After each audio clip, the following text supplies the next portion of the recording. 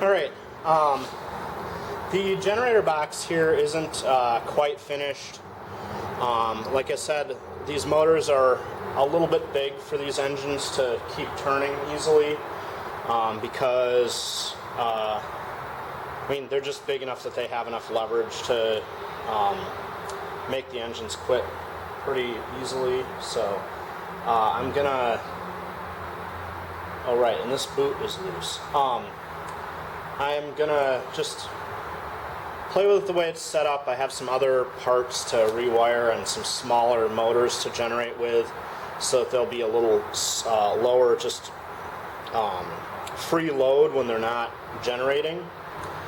And but today, I'm gonna monkey around, let the ET1 run on here for a bit, and I'm gonna then start up. I've got the ETX, the Enjomor, and the little EM2 out, and I'll start those and warm them up, and then we'll see about getting those to spin this generator a little bit too. So for now, let's get this ETX or ET1 going.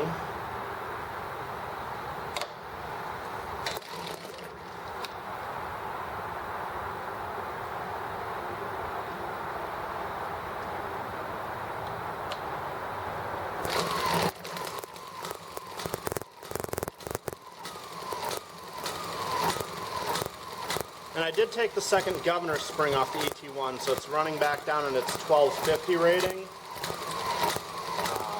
But we'll just let that go for a bit.